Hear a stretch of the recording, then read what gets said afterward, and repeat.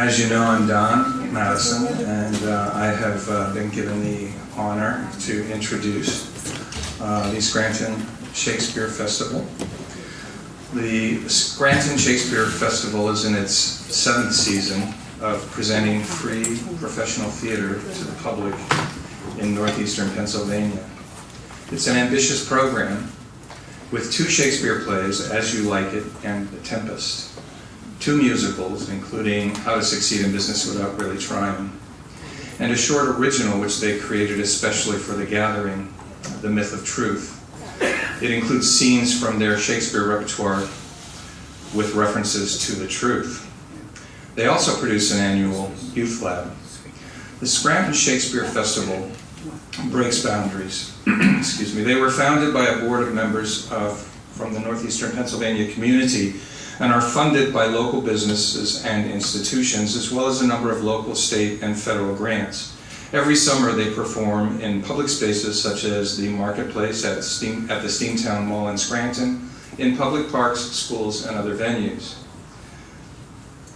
We're proud to welcome the Scranton Shakespeare Festival, one of the great gifts to our community. Thank you.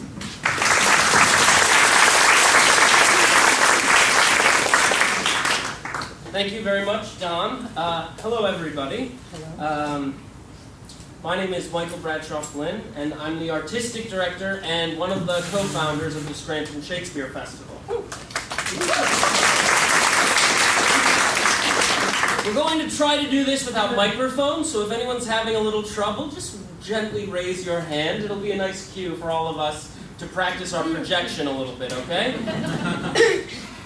Most strange, but yet most truly will I speak, that Angelo's forsworn. Is it not strange? That Angelo's a murderer. Is it not strange? That Angelo is an adulterous thief, and hypocrite, a virgin violator. Is it not strange and strange? Is it not truer he is Angelo? Then this is all as true as it is strange. Nay, it is 10 times true, for truth is truth to the end of reckoning. That's from the play Measure for Measure, written in 1604, but we can't help but notice how accurate in some ways it feels. You'll be hearing more from Angelo in a little bit, but friends, Roman countrymen, lend me your ears. A little bit about our organization. We're a nonprofit 501c3, and I'm happy to introduce to you our company, which you see a fraction of before you, which hails from across the globe, members from every continent except for Antarctica, and our very own northeastern Pennsylvania.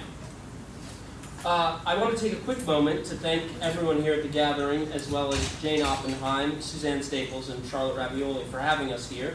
We are very excited to explore one of the themes that Shakespeare played with in every single one of his work, which is the idea of truth. We began thinking about creating a piece that would be perfect telling truth, but the truth is that there's quite a bit of truth in all of Shakespeare's works. We began scanning through the canon to figure out what would be the most appropriate piece to bring to you, but then we had another idea to take excerpts from a number of different works that we've included in our past repertoire, and some works that we haven't touched yet. That's what you will be seeing here today.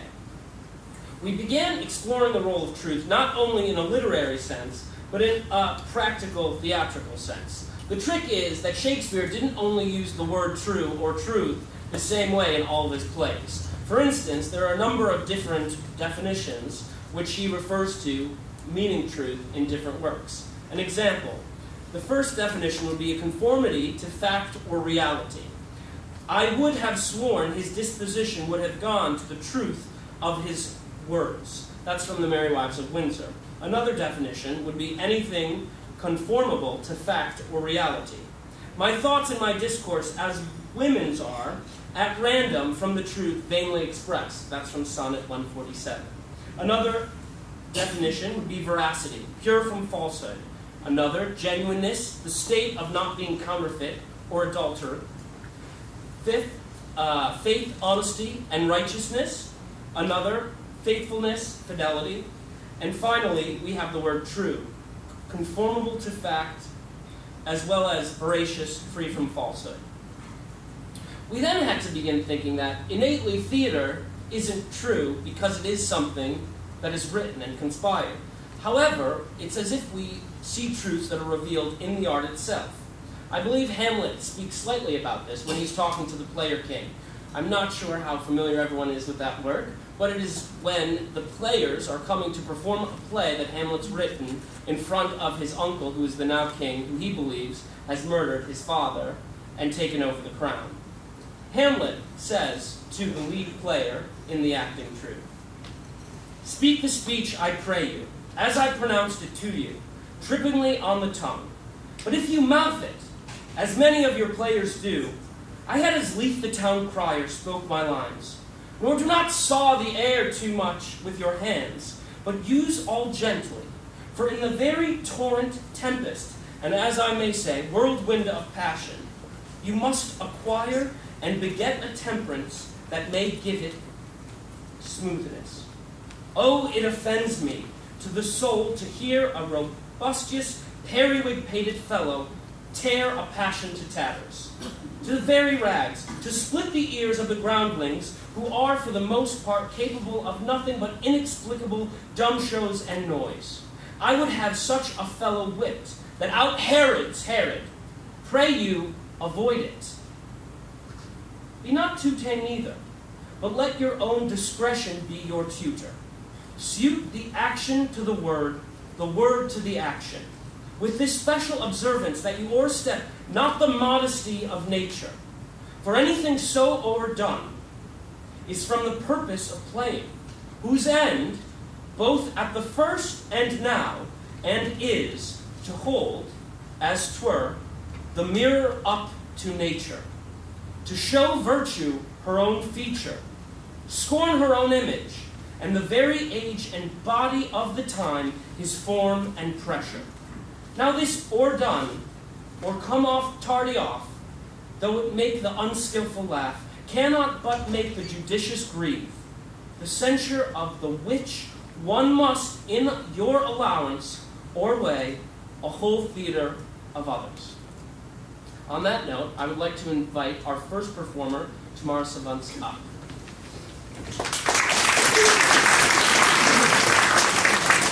Hi, my name is Tamara. I am originally from Montreal in Canada, and I've been with the Shakespeare Festival for 5 years now. In the past couple of years, I've also joined the creative team. I will be performing a monologue from Measure for Measure by Angelo, which I performed last year with the festival as well. We did an all-female version of the play. Very exciting. And just to give you some background, my notes, Measure for Measure begins as the Duke of Vienna entrusts the city to a very strict judge by the name of Angelo, so that Angelo can rid the city of all its vice. Under the rule of Angelo, a young man by the name of Claudio is sentenced to death for sex out of wedlock with his bride-to-be. Claudio then asks his sister Isabella, who's a novice nun, to plead his case before the judge. When she does, Angelo falls infatuated with her. And this is the moment in which Angelo, as a character, who I believe is inherently rationalistic, begins to unravel. As a character who equates morality and justice with truth, he spends the speech that I'm about to perform struggling to understand his feelings, or perhaps trying to recover his true north, or perhaps even trying to justify his temptation. And I guess the question I want to leave you with is what remains when his strict moral code is appended.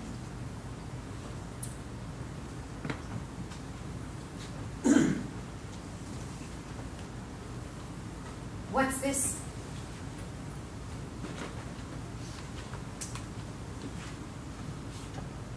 What's this? Is this her fault or mine? The tempter or the tempted? Who sins most? Ha!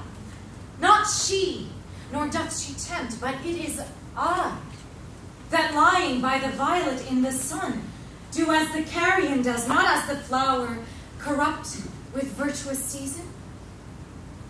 Can it be that modesty may more betray our sense than woman's likeness? Having waste ground enough, shall we desire to raise the sanctuary and pitch our evils there? Oh, fie, fie, fie! What dost thou, or what art thou, Angelo? Dost thou desire her foully for those things that make her good? Oh, let her brother live. Thieves for their robbery have authority when judges steal themselves. What do? I love her, that I desire to hear her speak again and feast upon her eyes. What is't I dream of?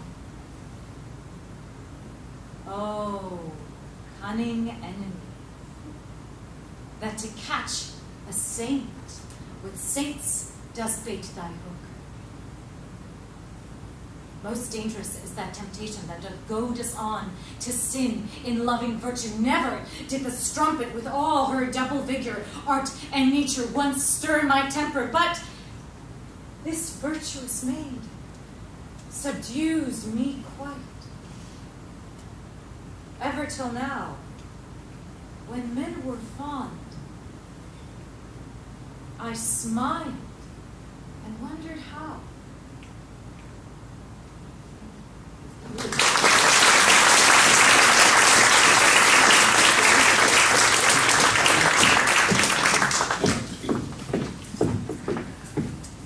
Hello, everyone. My name is Sarah. I am originally from Virginia, and this is actually my first year with the festival, so very excited to be here. Thank you. I had a Shakespeare professor in school tell me that Shakespearean characters always speak the truth. When they speak in verse, they have no irony, no subtext to their words. They say what they truly mean. So what happens in a Shakespeare play when these characters, speaking in truthful verse, express radically different truths, radically different realities? Who do we believe? In the monologue I'm about to perform from Winter's Tale, we see Hermione, the 9 months pregnant Queen of Sicilia, defend herself against accusations of infidelity in a court of law from her husband, the king. She's been imprisoned for some time. These questions of female virtue and the he said, she said of infidelity are some of the clearest examples of Shakespeare's questioning of our notion of an objective truth or an objective reality. It then becomes the audience's job and the actors to grapple with the question of who is being truthful, and less what is actually true. Or, alternatively, whose experiences and perspectives are closest to reality, if an objective truth or reality even exists in Shakespeare's plays.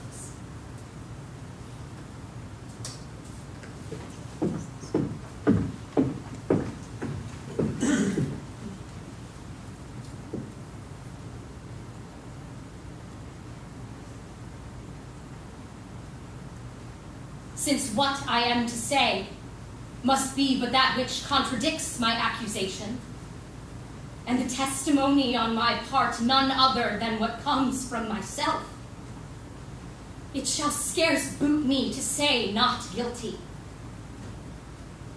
Mine integrity, being counted falsehood, shall, as I express it, be so received. But thus, if powers divine behold our human actions as they do, I doubt not then but innocence shall make false accusation blush and tyranny tremble at patience.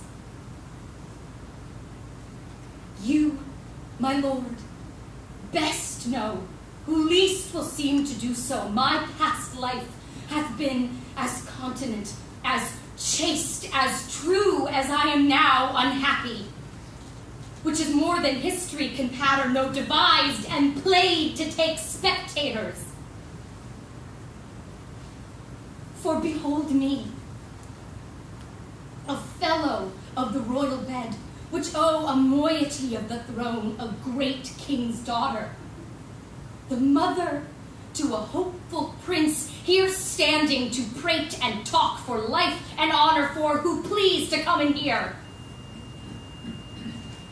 For life, I prize it, as I weigh grief which I would spare. For honor, 'tis a derivative for me and mine, and only that I stand for. I appeal to your conscience, sir. Before Polixenes came to your court, how I was in your grace, how merited to be so.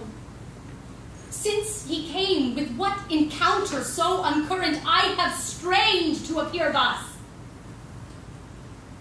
If one jot beyond the bound of honor, or in act or will that way inclining, hardened be the hearts of all that hear me, and my nearest of kin cry fie upon my grave. Thank you.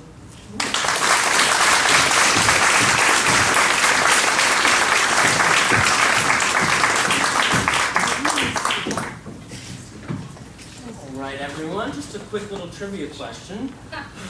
Which Shakespearean work do we think has the most reference of truth in it? Any guesses? No? All right. Safe There's roots. a hand. Oh, yes. The Merchant of Venice. Yeah. Close, but no. Any other takers? No? Good guess, though. It's actually Troilus and Cressida, a lesser known work. Okay, all right, Grumbler. It is a Grumbler. A lot of people don't like it. War and disease. And next up, we have Will Carey, who will be performing a monologue of Troilus. Great.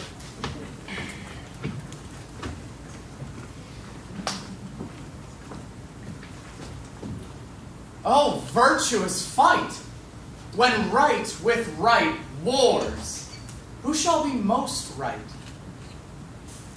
True swains in love shall in the world to come approve their truths by Troilus, when their rhymes, full of protest of oath and big compare, want similes, truth tired with iterations. As true as steel, as plantage to the moon, as sun to day, as turtle to her mate, as iron to adamant, as earth to the center. Yet, after all comparisons of truth, as true as Troilus shall crown up the verse and sanctify the numbers.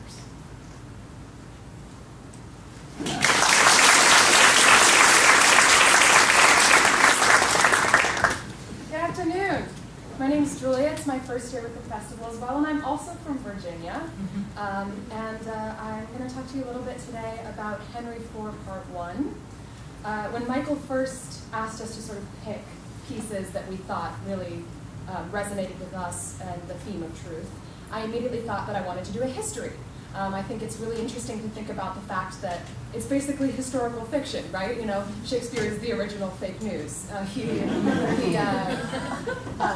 he's being paid by the government to write plays about the history, you know, and I think that it's really interesting to sort of look at that when we're talking about truth and the fact that this is theatrical, like Michael said at first. And the second thing that I wanted to look for when I was looking for a piece was I wanted to do a soliloquy.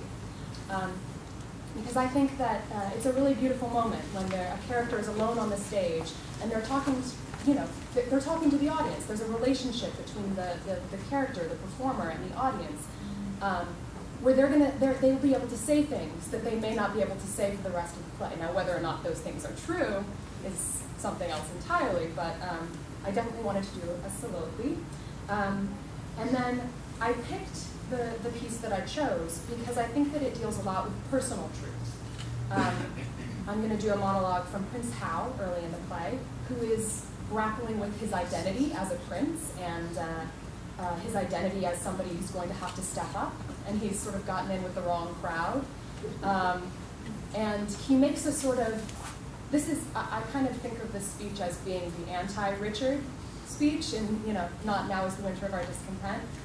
This is the version where you actually like the guy who's saying it, hopefully. It's an interesting choice for a performer to make, to sort of, as we go through the text, to sort of find the moments where discoveries are made and new truths are formed. So you'll find that interesting.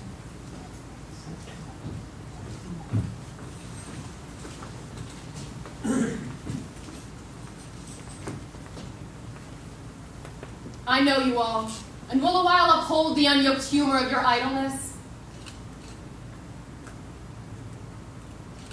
Yet herein shall I imitate the sun, who doth permit the base contagious clouds to smother up his beauty from the world, that when he please again to be himself,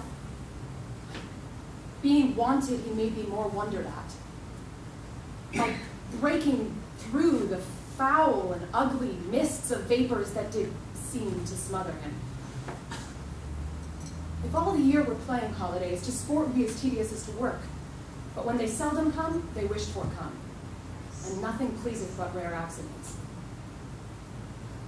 So when this loose behavior I throw off, and pay the debt I never promised, with how much better than my word I am, by so much shall I falsify men's hopes.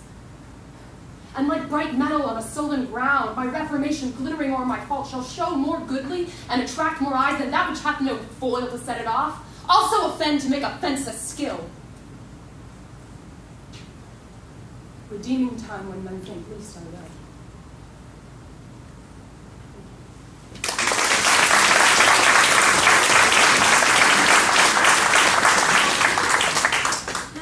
I'm Billy Akintyres. This is my 4th season with the festival, and I'm originally from the north of England, Northumberland, where this character is also from. Fun fact. When Michael told us that the theme was going to be truth in Shakespeare, I immediately thought about the emotional truth, and I attached that to grief and death in Shakespeare's plays. Shakespeare was undoubtedly fascinated with the subject of death. If he was interested in death, he was also interested in its corollaries for the survivors, grief and mourning. Shakespeare often taps into the visceral truth of grief and the realities of losing a loved one.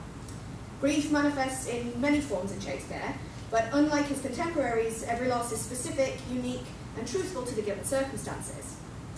He was less interested in the spectacle of death, and more been instead focused on the reactions of the living, except in Titus Andronicus. He puts them in pies. It's a spectacle. He lets the audience experience the painful truth of his characters' realities by allowing the characters to react to death in an immediate and very real way, resulting in some of the most truthful moments in Shakespeare. In this speech from Henry IV, Part 2, Electric Boogaloo, Lady Percy is in mourning for her husband, and she convinces her father-in-law not to aid the rebels. The result is a truthful and explosive speech that allows her to voice her true feelings towards her father-in-law.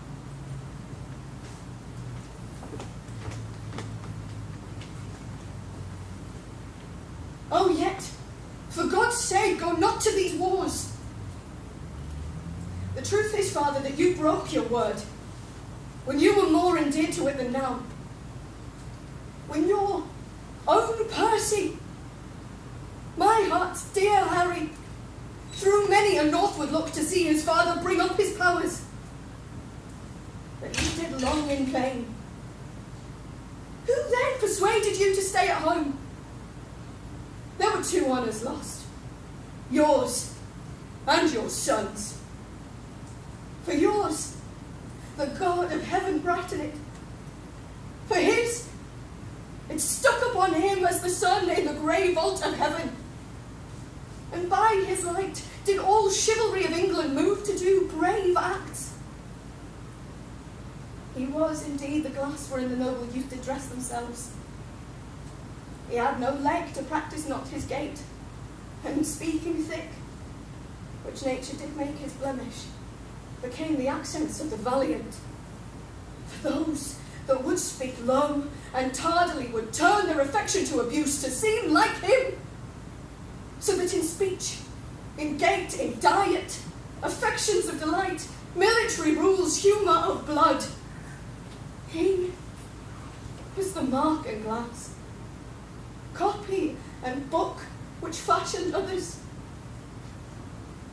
And him, oh, wondrous him, oh, miracle of men, him did you leave, second to none, unseconded by you, to look upon the hideous god of war in disadvantage, to abide a sound where nothing but the sound of Hotspur's name would seem so defensible.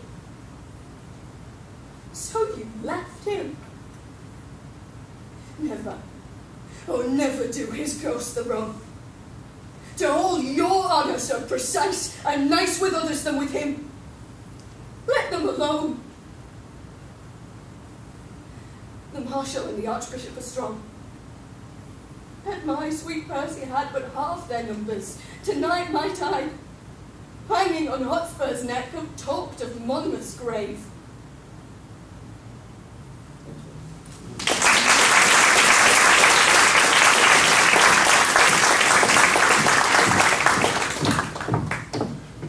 Hi everyone, I'm Nicole. I'm originally from Long Island, New York, and this is also my first summer with the festival, so I'm very excited to be here. I'm going to be doing a piece from Othello, one of Amelia's speeches, and in Othello we see that one of our main characters is led to their demise because they believe a lie as the truth, which makes me question, what is the truth, who can tell the truth, what's true, what's false. And in this speech that I will be doing, Amelia discusses the differences between men and women and the specific roles that each gender takes on. And I think that some of the topics she discusses and talks about is still very true and relevant in today's society.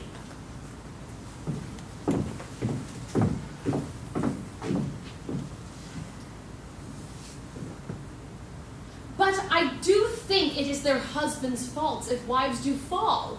Say that they slack their duties and throw our... I'm sorry, I'm going to start over. Sorry. But I do think it is their husband's faults if wives do fall. Say that they slack their duties and pour our treasures into foreign laps, or else break out in peevish jealousies, throwing restraint upon us. Or say they strike us, or scant our former having in despite. Why, we have galls, and though we have some grace, yet have we some revenge. Let husbands know their wives have sense like them. They see and smell and have their palates both for sweet and sour as husbands have. What is it that they do when they change us for others? Is it sport? I think it is. And doth affection breed it?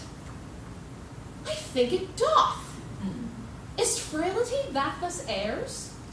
It is so too. And have not we affections, desires for sport, and frailty as men have? Then let them use us well, else let them know, the ills we do, their ills instruct us so.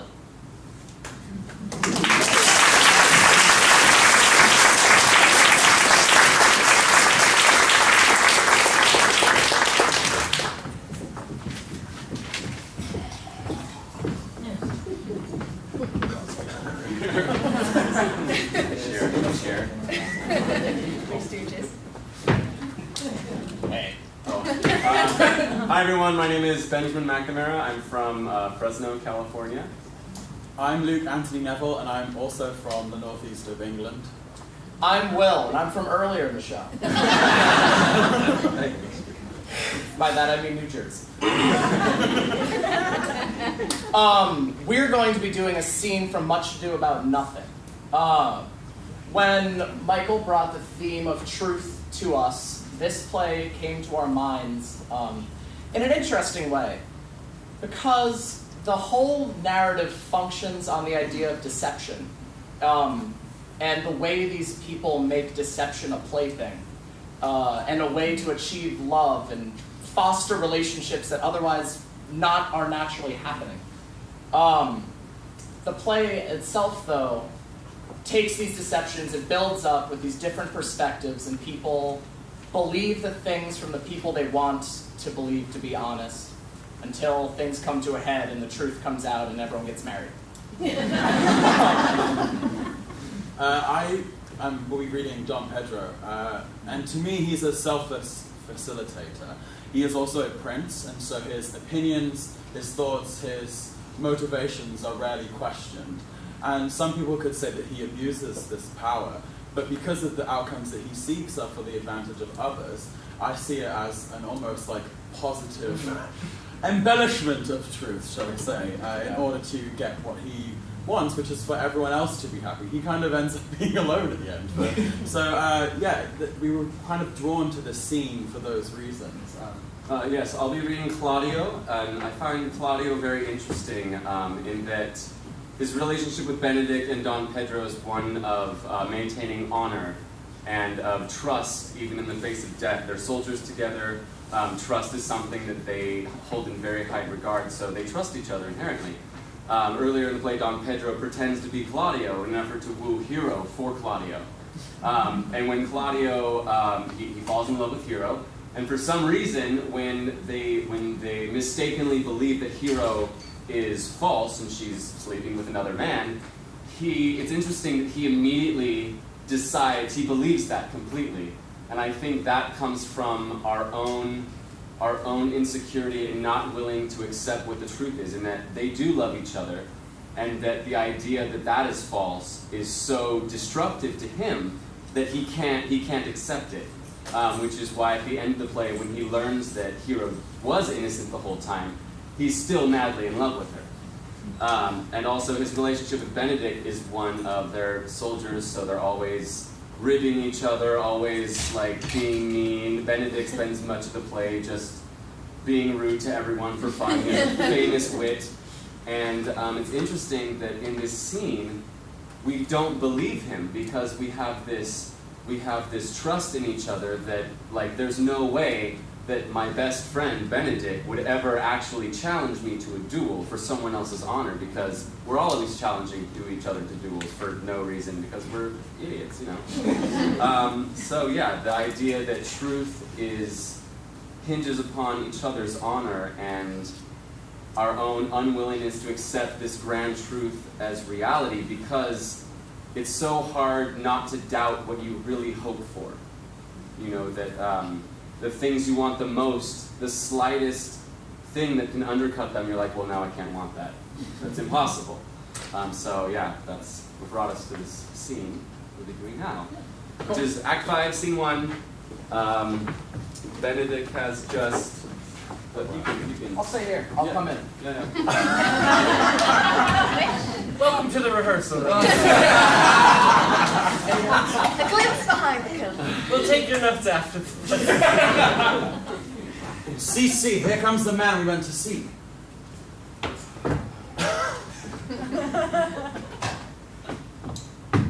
Welcome, senor. You will almost come to part, almost to fray. We had like to have had our two noses snapped off with two old men without teeth. Leonardo and his brother. What thinkest thou? Had we fought, I doubt we should have been too young for them. In a false quarrel, there is no true valor. I came to seek you both. We have been up and down to seek thee, for we are high-proof melancholy, and would fain have it beaten away. Wilt thou use thy wit? It is in my scabbard, shall I draw it? Dost thou wear thy wit by thy side? Never did any so, though very many have been beside their wit. I will bid thee draw as we do the minstrels, draw to please us. As I am an honest man, he looks pale. Are you sick or angry? What courage, man? What though care killed the cat, thou hast mettle enough in thee to kill care. Sir, I shall meet your wit in the career. You charge it against me? I pray you choose another subject. Nay, then give him another staff. This last was broke cross. By this light he changes more and more. I think he be angry indeed. If he be, he knows how to turn his girdle. Shall I speak a word in your ear? Oh, God bless me from a challenge. You are a villain. I jest not. I will make it good how you dare, with what you dare, and when you dare. Do me right, or I will protest your cowardice. You have killed a sweet lady, and her death shall fall heavy on you. Let me hear from you. Well, I will meet you so I may have good cheer. What? A feast, a feast. In faith, I thank him. He hath bid me to a calf's head and a capon, the which if I do not carve, most curiously say my knight's not.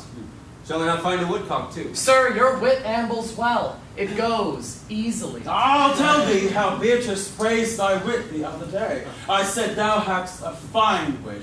True, said she, a fine little one. No, said I, a gross one. Right, said she, a great gross one. Nay, said I, a good wit.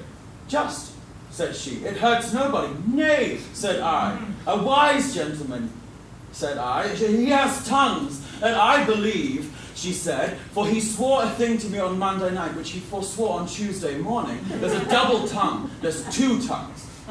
Thus did she an hour together transhape thy particular virtues, yet at last she concluded with a sigh, thou wast the properest man in all of Italy. For the which she wept heartily and said she cared not. Yeah, that she did, but yet for all that, and if she did not hate him deadly, she would love him dearly.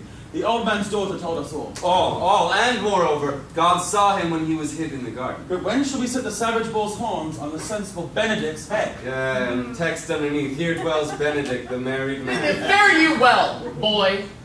You know my mind. I will leave you now to your gossip-like humor. You break jests as braggarts do their blades, which, God be thanked, hurt not. My lord, for your many courtesies, I thank you. I must discontinue your company. Your brother, is fled from Messina. You have among you killed a sweet and innocent lady. And for my lord Lackbeard there, he and I shall meet. Till then, peace be with you. He is in earnest. A most profound earnest. And I'll warn you for the love of Beatrice. And have challenged thee. Most sincerely. Oh, what a pretty thing man is when he goes in his doublet and hose and leaves off his wit. I'm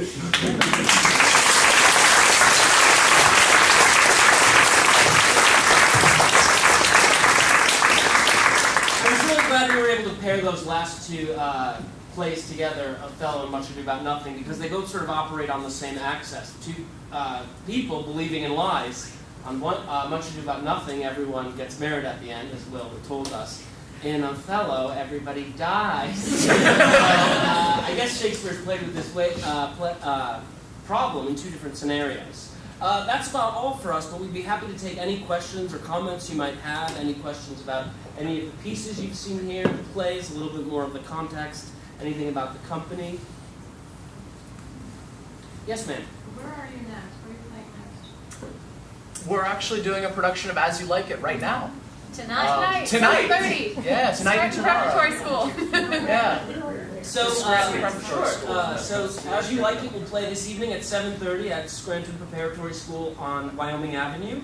And then it will also play tomorrow at 3:30. And then the week after, at the same building, we will be doing our last musical of the season, Footloose. It's quite a breach from Shakespeare. But we are doing our hardest. We are excavating for deep themes, grief, and really, where we've added a ghost. So we're really trying to make it as Shakespearean as possible. And then the week after, the very last weekend in July, we'll be doing all of the plays of the season. We've actually been rehearsing for 6 different productions. So that very last weekend, we will do Friday night, the 27th, How to Succeed in Business Without Really Trying, Center Court in the Marketplace at Steamtown. We will then do on Saturday, The Tempest, which is a very experimental 3-person puppet-based Tempest. And then after that, we'll be doing a new work that we created at the festival called Sycorax. And Sycorax actually deals with truth a great deal. We've got some of the company members here.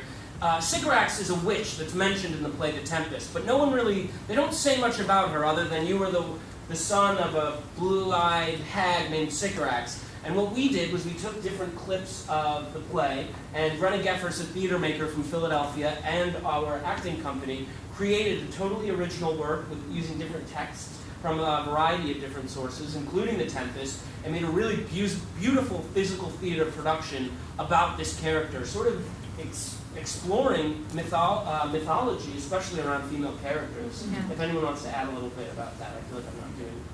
Yes? Well, in Sycorax, we just explore, similar to what I was saying earlier about what is true and who's allowed to tell the truth, because in Sycorax we touch upon 3 different tales that are true for the person telling the story, but who's to say what the actual truth is. So it's 3 different tales of who Sycorax is and could be. We also explore, Michael mentioned like the mythology of female characters and how various archetypes that pop up in mythology and pop up in kind of classical theater, if there is any truth to those female archetypes, like the witch, the seductress, the succubus. Usually the those virgin. archetypes can be broken into 3. So you're normally in the realms of life. It breaks down to the virgin, the wife, the mother, the Madonna Whore complex. So we were discussing a lot of these different archetypes in mythology, mostly that link back to Lilith, that link to Medea and Adam and Eve and Morgan Le Fay, all of these characters that we associate with the fallen woman, and if that archetype is real or not. It's a very, that double bill, the Tempest and Sycorax, is a really interesting pairing for us because we've never done experimental Shakespeare. It's very traditional, what we've done the last 7 years. And it's 3 people and a big, big table and a lot of puppets and dolls and glitter. So it's very different. And I have to say, you know, usually the Tempest is a hard one for me, and I thought it was so clear. So it was really great. 3 people playing like 25 characters. It's quite an exercise. Including Will. Including Will. I played 5 characters using a sock monkey and a bottle with googly eyes on it and a mask on my head. And I do scenes by myself. It's very downtown Manhattan. Very La Mama. Yeah, exactly. And then on Sunday, our last day of the festival this season, we will be doing As You Like It in the morning at 3 o'clock, and then we'll be doing Footloose that evening. You can go to our website or visit us on Facebook. Our website is scrantonshakes.com. All of our performances are free. We encourage donations just because that's how we're able to get these people here, as well as just spreading the word of mouth.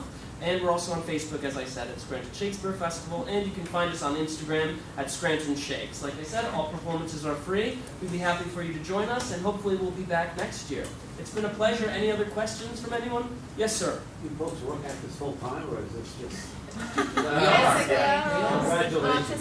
Thanks. Thank you.